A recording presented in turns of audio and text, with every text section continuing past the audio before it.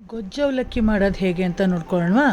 ನಿಮ್ಗೆ ಎಷ್ಟು ಬೇಕೋ ಅಷ್ಟು ಅವಲಕ್ಕಿನ ಒಂದು ಬೇಸನ್ಗೆ ಹಾಕಿ ಚೆನ್ನಾಗಿ 4-5 ಬಾರಿ ತೊಳಿಬೇಕು. ಯಾಕಂದರೆ ತುಂಬ ಧೂಳಿರುತ್ತೆ ಯೂಶಲಾಗಿ ಗಟ್ಟಿ ಅವಲಕ್ಕಿಲಿ. ಸೊ ಆ ಧೂಳೆಲ್ಲ ಹೋಗೋವರೆಗೂ ಚೆನ್ನಾಗಿ ನೀರು ಹಾಕಿ ತೊಳೆದ್ಬಿಟ್ಟು ಒಂದು 10-15 ನಿಮಿಷ ನೆನೆಸ್ಬೇಕಾಗತ್ತೆ. ನಾನಿಲ್ಲಿ ನೀರು ಹಾಕಿ ನೆನೆಸ್ತಾ ಇಲ್ಲ.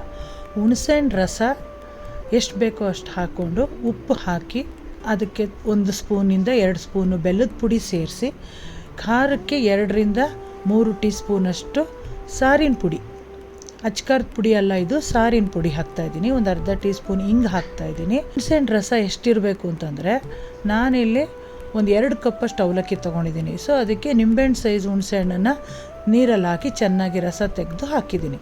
ಸೊ ಹುಣಸೆಹಣ್ಣು ರಸ, ಉಪ್ಪು, ಖಾರ ಎಲ್ಲ ಅದರಲ್ಲೇ ನೆನಿಬೇಕು. ಅವಲಕ್ಕಿ ಒಂದು 10-15 ನಿಮಿಷ ನೆಂದರೆ ಸಾಕು. ಅದು ನೆನೆಯೋಷ್ಟೊತ್ತಲ್ಲಿ ಇಲ್ಲಿ ಬಾಣಲೆಯಲ್ಲಿ ಒಗ್ಗರಣೆ ಮಾಡ್ಕೊಳ್ಳೋಣ.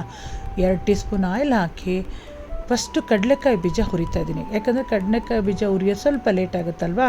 ಅದು ಹೊಂಬಣ್ಣ ಬಂದಮೇಲೆ ಕರ್ಬೇವಿನ ಸೊಪ್ಪು, ಕಡಲೆಬೇಳೆ, ಉದ್ದಿನಬೇಳೆ, ಸಾಸಿವೆ, ಆಮೇಲೆ ಒಂದು 1/4 ಟೀ ಸ್ಪೂನಷ್ಟು ಅರಿಶಿಣ, 2-3 ಈರುಳ್ಳಿನ ಸಣ್ಣದಾಗಿ ಹೆಚ್ಚು ಹಾಕ್ಕೊಂಡಿದ್ದೀನಿ. ಮೀಡಿಯಮ್ ಸೈಜ್ ಈರುಳ್ಳಿ. ಅದನ್ನು ಚೆನ್ನಾಗಿ ಬಾಡಿಸ್ಬಿಟ್ಟು ಸ್ವಲ್ಪ ಈರುಳ್ಳಿ ಎಲ್ಲ ಟ್ರಾನ್ಸ್ಪರೆಂಟ್ ಆಗಬೇಕು. ಆಮೇಲೆ ನೆಂದಂಥ ಅವಲಕ್ಕಿನ ಸೇರಿಸಿ ಚೆನ್ನಾಗಿ ಮಿಕ್ಸ್ ಮಾಡಬೇಕು. ಇವಾಗ ಮತ್ತೆ ನಾವು ಅಡಿಷನಾಗಿ ಏನೂ ಸೇರಿಸೋದು ಬೇಡ. ಉಪ್ಪು ಏನಾದ್ರು ಕಡಿಮೆ ಇತ್ತು ಅಂದರೆ ಸ್ವಲ್ಪ ಸೇರಿಸ್ಕೊಳ್ಳಿ, ಟೇಸ್ಟ್ ನೋಡಿಬಿಟ್ಟು. ಒಂದು 10 ನಿಮಿಷ ಮುಚ್ಚಿಟ್ಬಿಟ್ರೆ ಅವಲಕ್ಕಿ ಚೆನ್ನಾಗಿ ಅರಳುತ್ತೆ. ಒಂಥರ ಚೆನ್ನಾಗಿ ಬೆಂದು ಉದುದ್ರಾಗಾಗಿ ಚೆನ್ನಾಗಾಗಿರುತ್ತೆ. ಆಮೇಲೆ ಫೈನಲಾಗಿ ಒಂದು ರೌಂಡು ಮಿಕ್ಸ್ ಮಾಡಿ ಒಂದು ಅರ್ಧ ಕಪ್ಪಷ್ಟು ಫ್ರೆಶ್ಶಾಗಿ ತುರಿದಂಥ ತೆಂಗಿನಕಾಯಿ ತುರಿ, ಸಣ್ಣದಾಗಿ ಹೆಚ್ಚಿದಂಥ ಕೊತ್ತಂಬರಿ ಸೊಪ್ಪನ್ನು ಸೇರಿಸಿ ಚೆನ್ನಾಗಿ ಮಿಕ್ಸ್ ಮಾಡಿದ್ರೆ ಸೂಪರಾದ ಗೊಜ್ಜು ಅವಲಕ್ಕಿ ಸರ್ವಿಂಗಿಗೆ ರೆಡಿ.